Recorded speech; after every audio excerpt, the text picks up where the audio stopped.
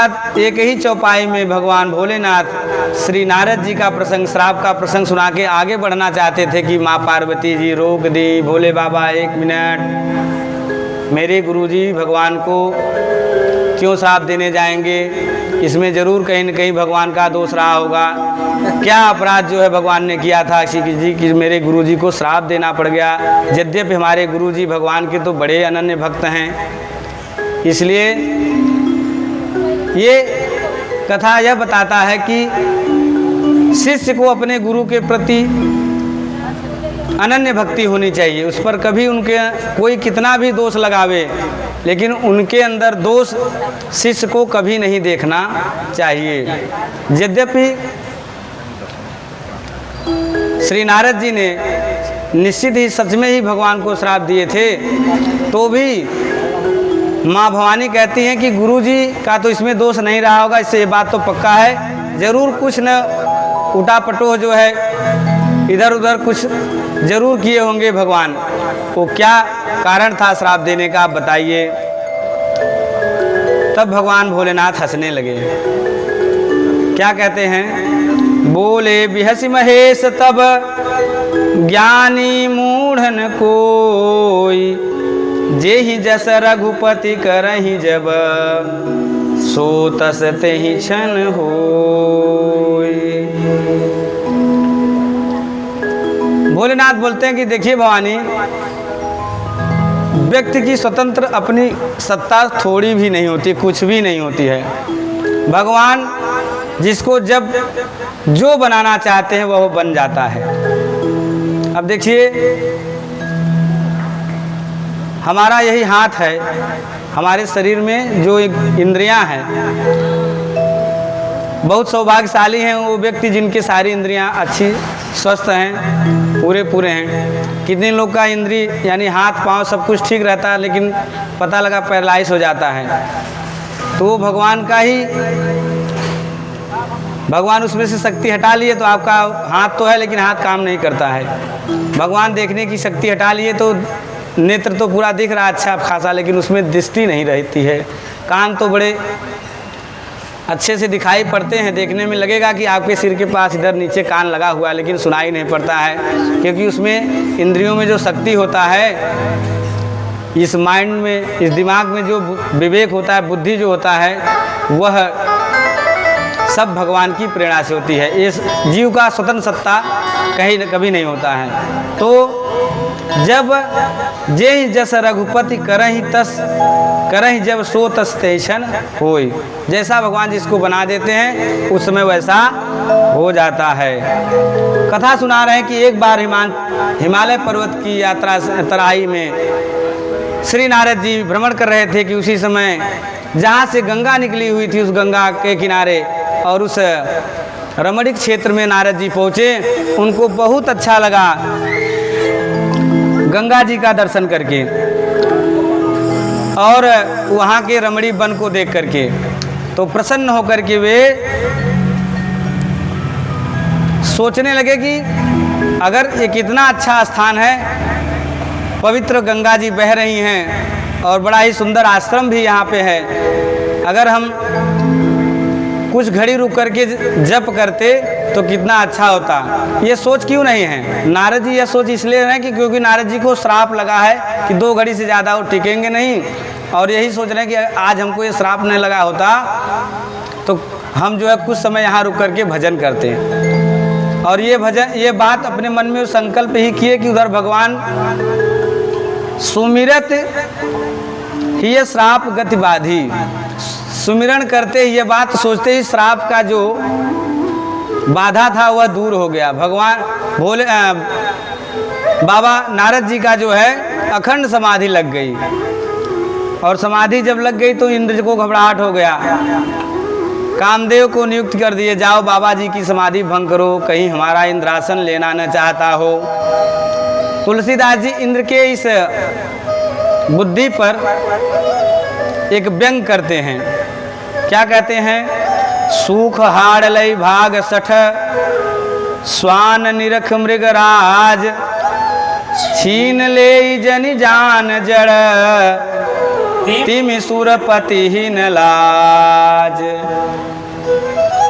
इंद्र को कुत्ते का जो है संज्ञा दे दिए। जैसे कुत्ते की क्या स्थिति रहती है, कभी कभी वो कहीं से सूखा हड्डी पा जाता है तो उसको मुंह में दबा लेता है और मुंह में दबा करके वो चबाने लगता है, और हड्डी इतनी कड़ी होती है कि उसके मुंह में घाव हो जाता है, और घाव होते ही उसके मुख से ही रक्त निकलने लगता है, और रक्त का स्वाद जब उसको जिह्वा को प्राप्त होता है तो बड़ा प्रसन्न होता है कि कितना स्वादिष्ट है। अब उस मूर्ख कुत्ते को इतना भी नहीं पता है कि जो स्वाद उसको मिल रहा हो तो उसको उसके ही चोट का स्वाद है, उसके ही मांस का स्वाद है। ऐसे ही ये इंद्र भी है। नारद जी जैसे सिंह को देख ले, कुत्ता उस हड्डी को मुंह में दबाए और सिंह देख ले तो लेकर के उस हड्डी को भागने लगे, इस उद्देश्य से कि कहीं यह सिंह हमारे हड्डी को छोड़ न ले।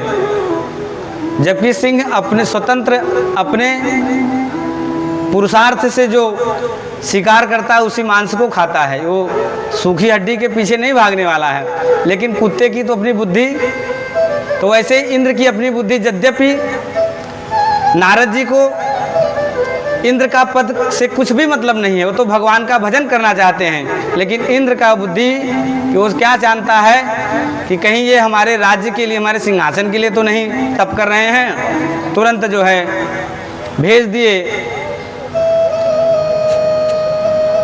कामदेव को, और कामदेव जाकर के अपना पूरा जोर लगा दिए, लेकिन नारद जी की समाधि नहीं टूटी तो चरणों में जाकर के गिर पड़ा।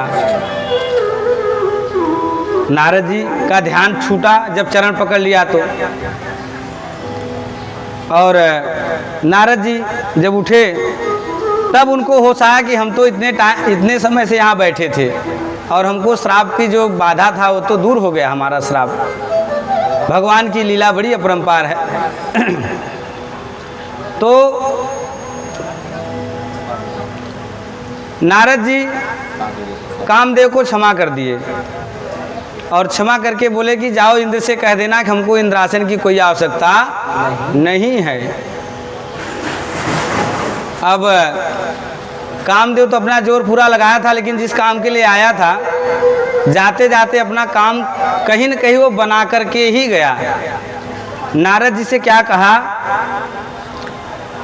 कि हे मुनिवर, आप तो बहुत ही सुशील हैं, बड़े ही सज्जन हैं, आपके चरणों का ध्यान करने से तो कामदेव नष्ट हो जाते हैं, काम का नाश हो जाता है। और इस प्रकार से इतनी बड़ाई किया नारद जी का, और करके फिर इंद्र के पास जाकर के इंद्र को बताया कि ऐसी ऐसी बात हमने बहुत कोशिश की, लेकिन नारद जी की समाधि भंग नहीं हुई। और तब इंद्र क्या किए, इंद्र जो है नारद जी को प्रणाम किए, और इसमें भगवान की महत्ता को उन्होंने महत्व दिया कि भगवान जिसके ऊपर कृपा करते हैं उसके ऊपर काम का असर नहीं होता है, काम का बाण नहीं चलता है। और इस प्रकार जब जो है, और नारद जी को अपनी बड़ाई सुनकर के थोड़ा सा अहंकार हो गया। अहंकार इसलिए हो गया कि नारद जी सोचने लगे कि कामदेव हमको आकर के हमारी समाधि भंग करना चाहे और हम समाधि हमारी भंग नहीं कर पाए, यानी हम कुछ हैं। और यही चीज़ जो है भगवान को बिल्कुल नहीं पसंद है। हम लोग रात दिन जो है अहंकार पाले हुए घूमते रहते हैं, हम मैं करते रहते हैं, जबकि हमारी कोई भी स्वतंत्र सत्ता नहीं है। भगवान जिसको जैसा बनाना चाहे, जो चरित्र जिससे करवाना चाहे वह कर देता है, वरना हम लोगों की कुछ भी स्थिति नहीं है। तो नारद जी को लगा कि बाहरे हम कामदेव जी को परास्त कर लिए, और दूसरा उनको क्या अहंकार हुआ कि कामदेव जी को तो परास्त भोले बाबा ने भी किया था, लेकिन भोले बाबा क्रोध पर परास्त नहीं हो पाए, क्रोध को नहीं जीत पाए। क्रोध उनको, काम तो जीत लिए, काम को भस्म कर दिए, लेकिन क्रोध उनको आया, तभी तो काम भस्म हुए। लेकिन हमको तो क्रोध भी नहीं आया, मैंने कामदेव को क्षमा भी कर दिया। और इस प्रकार जो है हम कहीं न कहीं भोले बाबा से श्रेष्ठ हैं लगता है। और जा करके यह चरित्र भोलेनाथ को सुनाए। भोलेनाथ उनको बहुत समझाएं कि नारद जी देखिए, जो कामदेव का चरित्र आपने हमको सुनाया कि मैंने कामदेव पर विजय प्राप्त कर लिया और क्रोध पर भी विजय प्राप्त कर लिया, यह चरित्र आप जो है और कभी कहीं भी मत सुनाइएगा। नारद जी को क्या लगा कि भोले बाबा लगता है हमारी पद प्रतिष्ठा से ईर्ष्या कर रहे हैं, क्योंकि उनको पता है कि हम तो कामदेव जीते लेकिन क्रोध को नहीं जीते, लेकिन बाबा जी तो दोनों पे विजय प्राप्त कर लिए, इसलिए लगता है जलते हैं और इसीलिए हमसे मना कर रहे हैं कि आप कहीं इस बात को मत चलाइएगा, चर्चा नहीं चलाइएगा। और भोलेनाथ ने कहा कि और तो और, लेकिन कहीं बैकुंठ नाथ के सामने तो ये बात बिल्कुल मत कहिएगा। तो भगवान नारद जी बोले कहीं अगर भगवान पूछने लगे कि नारद जी आपने तो कामदेव पर कैसे विजय प्राप्त किया है, सब चर्चा करिए, तो अगर पूछेंगे तो क्या कहेंगे? तब भोलेनाथ बोले कि अगर पूछेंगे तो चले हूँ प्रसंग दुरायूं तब हूँ, अगर प्रसंग भी कहीं चल जाए तो उसको टाल देना, उस पर चर्चा न करना। लेकिन भगवान भोलेनाथ का उपदेश उनको अच्छा नहीं लगा और गए अपने पिताजी के धाम ब्रह्मलोक, ब्रह्मा जी को बताए और सोचने लगे कि ये बात तो कहीं न कहीं प्रभु जी को पता चली गया होगा और प्रभु जी निश्चित रूप से हमको सम्मान करने के लिए हमको खुद निमंत्रित करेंगे कि आप जो है इतना बड़ा कार्य किए, काम क्रोध दोनों को जीत लिए। लेकिन जब ऐसा नहीं हुआ तो स्वयं नारद जी ही एक दिन क्षीर सिंधु पहुंच गए। क्षीर सिंधु गवने मुनिनाथा, जहाँ बस श्री निवास श्रुति माथा।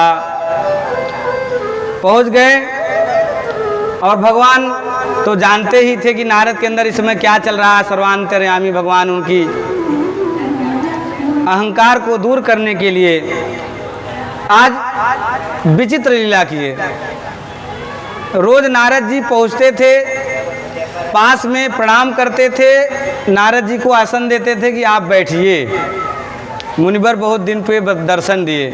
आज भगवान क्या करते हैं, जान गए कि नारद जी आ रहे हैं तो अपने से सैया से उठ करके द्वार पे ही जाके मिल लिए। अब उनको लगा कि प्रभु हमारे महत्व को जान रहे हैं, इसीलिए देखिए आज तो उठ चल करके हमको सम्मान करने चले आए। हरस मिले उठ रमा निकेता, और जो नित्य उनको कहीं बगल में आसन देते थे बैठने के लिए वैकुंठ धाम में, आज स्वयं ले जाकर के शेष सैया पे अपने बगल बैठा लिए। अब तो उनके गर्व का जो है पारावार नहीं रहा और फिर वही चर्चा कर दिए कामदेव का चरित्र। देखिए संत को जो है काम का चरित्र नहीं कहना चाहिए, संत को राम का चरित्र कहना चाहिए। तो नारद जी इस समय सब जगह घूम घूम के काम चरित्र कह रहे हैं, इसलिए इस अहंकार को, इनके हृदय में जो गर्व की अंकुरण फूटा हुआ है, तो जो गर्व का बीज है वो अभी अंकुरित और पल्लवित नहीं हुआ है, तो भगवान उसको अंकुरित और पल्लवित करने के लिए थोड़ा सा और खाद पानी दे दिए। उठ करके उनको गले से लगा लिए और अपने पास में बैठा लिए। क्यों? क्योंकि बीज अगर धरती में पड़ा रहता है तो कभी न कभी वह विकसित हो जाता है, वह अंकुरित पल्लवित हो जाता है। लेकिन अगर वह बीज अंकुरित और पल्लवित हो जाए तब उसको अगर नष्ट कर दिया जाए तो फिर उस बीज का अस्तित्व नष्ट हो जाता है। तो उस अहंकार के बीज को अंकुरित और पल्लवित करने के लिए यह लीला भगवान ने, वैकुंठ नाथ ने किया। उठ करके उनको स्वागत कर दिए और अपने बगल में बैठा करके बैठा लिए और क्या बोले कि बोले बिहसी चराचर राया, बहुते दिनन कीन मुनिदाया। काम चरित नारद तब भाषे, जद्य प्रथम बरजित शिवरा के। रूख बदन कर बचन मृद बोले श्री भगवान, तुम्हारे सुमिरन ते मिटहि मोह मार मद मान। आपके सुमिरन से अरे नारद जी आपकी बात ही क्या, कोई आपका नाम ले ले तो कामदेव उसके जीवन से चला जाता है, आप तो ऐसे है ही। अब समझ में आ गया नारद जी को कि निश्चित रूप से हम भगवान के बराबर हो गए, क्योंकि भगवान हमको अपने गले से लगाए, स्वागत किए, अपने आसन पे बैठा दिए। और अब एक ही उनका भगवान में और उनके पद में एक ही अंतर था कि भगवान के सुमिरन से काम क्रोध आदि विकार दूर होते हैं, और भगवान स्वयं अब कह भी दिए जब, तब उनको लग गया कि हाँ अब हम भगवान हो गए। और फिर जब इस प्रकार से वो चर्चा करके जब बाहर निकले, तब भगवान अपनी माया का विस्तार कर दिए। माता लक्ष्मी जी पूछी कि प्रभु ये नारद जी तो बीमार थे ही, आप इनकी बीमारी को कम करने के बजाय और आप इनको बीमार कर दिए। तो भगवान बोले कि देखिए देवी जी, कभी कभी व्यक्ति को छोटा सा फोड़ा हो जाता है तो डॉक्टर के पास जाता है, तो डॉक्टर क्या करता है, उस फोड़े को देखता है और लगता है कि ये फोड़ा दब जाएगा, बैठ जाएगा, तो दवा दे देता है, बोलता है इसको खा लेना और ये बैठ जाएगा, दब जाएगा, उभरेगा नहीं। लेकिन अगर रोगी अगर उस दवा को नहीं खाए तो बस अगले दिन ही फोड़ा बढ़ जाता है, और दूसरे दिन जब जाएगा दवा लेने के लिए डॉक्टर को दिखाएगा, तब डॉक्टर उसी फोड़ा को और बढ़ाने का दवा देगा कि अब ये पक जाए तब इसका ऑपरेशन करेंगे। तो नारद जी के अंदर जो छोटा सा फोड़ा हुआ था, उस फोड़ा को पकाने के लिए, उसका ठीक तरह से ऑपरेशन करने के लिए यह पूरा लीला भगवान ने कर दिया। उनको गले से लगा लिया और अपने आसन में बैठा दिया, और आपके नाम से काम क्रोध आदि नष्ट होंगे, ऐसा भी कह दिया। नारद जी इस बात को समझ नहीं सके, और इसके बाद बाहर जैसे ही बैकुंठ धाम से निकलते हैं, नारद जी जैसे बुद्धिमान, जब भगवान की माया चलती है तो बड़े बड़े उसमें बुद्धिमान व्यक्ति चक्कर खा जाते हैं, और वही हालत नारद जी का हुआ। यद्यपि नारद जी को पता होना चाहिए कि अभी बैकुंठ धाम हम जा रहे हैं, तो यह नगर था नहीं, अचानक यह नगर आया कहाँ से, इतना तो उनको सोचना ही चाहिए था। हम आप लोग क्या देखते हैं, सड़क पे इतना छोटा सा गड्ढा हो जाता है तो उसको पूरा साल लग जाता है, कभी बीएमसी वाले कृपा कर दिए तो भरा गया, नहीं तो पता लगा बारिश आएगा और बड़ा बन जाता है। तो जब छोटा सा गड्ढा भरने में साल भर लग जा रहा है, तो इतने सुंदर विशाल भवन का निर्माण और नगर का निर्माण, पुष्प उद्यान बागान का निर्माण, ये इतने जल्दी कैसे संभव? कहीं न कहीं प्रभु की माया, इतना तो सोचना चाहिए था नारद जी को। लेकिन नारद जी भगवान की माया से मोहित होने के कारण कुछ नहीं समझ पाए, और उस नगर में पहुंच गए जिस नगर को भगवान अपनी माया से बनाए थे। उस नगर में के राजा शीलनिधि थे। शीलनिधि की एक पुत्री थी, उसका विवाह, उनके विवाह का प्रसंग भी चल रहा था, स्वयंवर का समय था। शीलनिधि राजा के यहाँ जब नारद जी पहुँचे तो नारद जी को शीलनिधि ने अपनी पुत्री का भविष्य दिखाया, और जो नारद जी काम क्रोध को जीते हैं, काम को जीत लिए थे, वही नारद जी शीलनिधि की कन्या विश्व मोहिनी को देख करके उसी की ओर देखने लगे, जबकि किसी संत को ऐसा नहीं करना चाहिए। बहुत देर तक लखी निहारी, श्री विमोह जिस रूप निहारी। और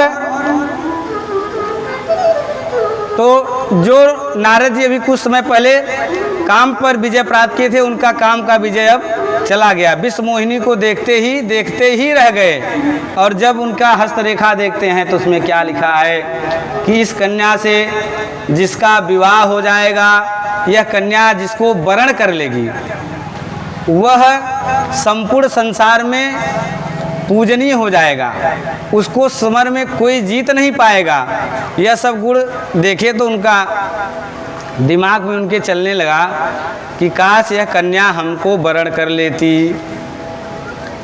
अब देखिए, काम को जीतने वाले नारद मुनि आज कन्या से विवाह करना चाहते हैं, विश्व मोहिनी कन्या से, और राजा को कुछ दूसरी बात बता दिए। सही बात नहीं बताया कि जो उन्हें हस्तरेखा पढ़ा, दूसरी बात बता करके वहाँ से चल दिए, भगवान का स्मरण किए और स्मरण करते हैं कि ये कन्या कैसे हमको प्राप्त होगी। इतना अगर कोई तप करके इस कन्या को प्राप्त करेंगे तो बड़ा समय चला जाएगा, तब तक तो स्वयंवर निकल जाएगा। व्याकुल हो गए, कौन हमारी रक्षा करे, हमारा काम कौन सिद्ध करे। भगवान को याद किए और तुरंत भगवान कौतिकी भगवान प्रकट हो गए। बोले नारद जी बहुत व्याकुल हैं, क्या बात है। अरे प्रभु भले समय पे आए, हमको विवाह करना है और हमको जो है हरि का रूप चाहिए। भगवान बोले एवं मस्तु तथास्तु, आपको हरि का रूप प्रदान हुआ। और जाते जाते भगवान एक बात कहे, हरे कुपथ माग रुज व्याकुल रोगी, कुपथ व्याकुल रोगी, वैदन देई सुनहु निजोगी।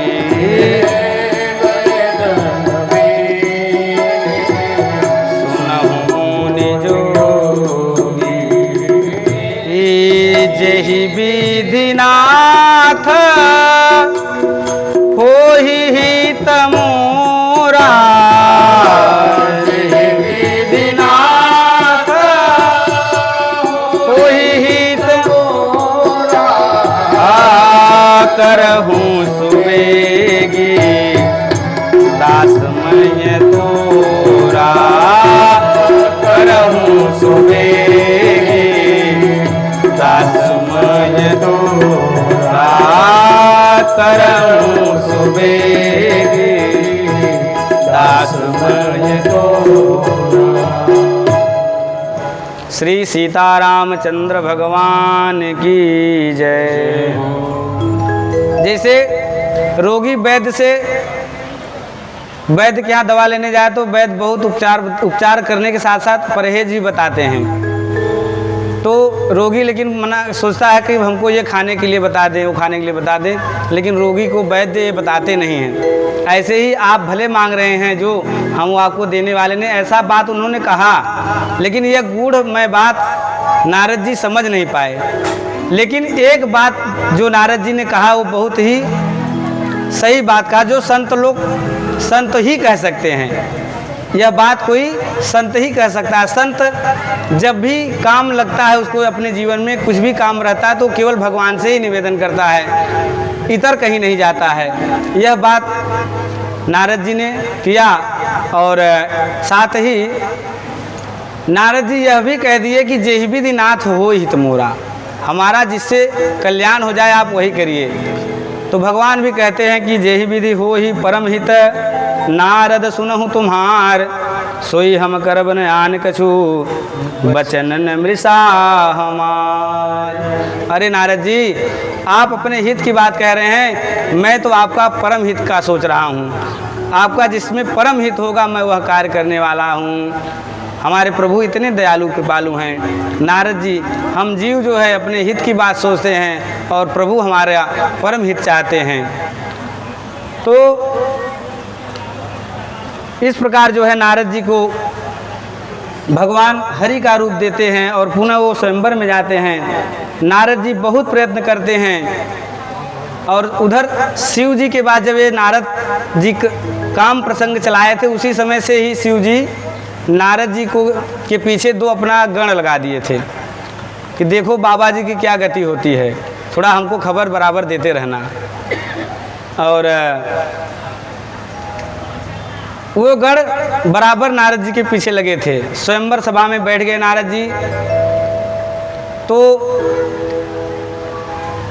भगवान ऐसी माया किए थे कि नारद जी को सारे जो वहाँ के राजा थे स्वयंवर में, सभी लोग नारद जी के रूप में ही देखते थे। केवल वो जो विश्व मोहिनी है वही केवल उनके रूप को बंदर के रूप में देखती थी, और वे दोनों रुद्रगण भी। विश्व मोहिनी वरमाला लेकर के घूमने लगी, और अगर कहीं नारद जी के तरफ से घूमते घूमते दूसरे तरफ जाए तो नारद जी व्याकुल हो जाएं, धीरे से उठ करके उस तरफ चले जाएं जिधर वो जाएं। और इतने में ही प्रभु जो है स्वयं एक राजकुमार के रूप में गए और विश्व मोहिनी प्रभु के स्वरूप को देख करके उनके गले में वरमाला डाल दी और वर्ण करके भगवान वहाँ से अंतर ध्यान हो गए। नारद जी का जो है मन जो है मनवांछित जो है जो मन में उनकी इच्छा थी वह भंग हो गई, उनको बड़ा कष्ट हुआ। तब वह रुद्रगण नारद जी को कहें कि बहुत आप विवाह करने के लिए दौड़ रहे हैं, जरा अपना मुख जो है शीशे में एक बार देख लेते तो आपको समझ में आ जाता। अब नारद जी को जब ऐसा बोले तो नारद जी तुरंत कहीं कुछ दर्पण तो मिला नहीं, जल में अपना मुख देखे और जल में मुख देखे तो देख रहे हैं कि भयंकर मरकट का स्वरूप जो है बंदर का स्वरूप देख करके उनको बड़ा क्रोध आया और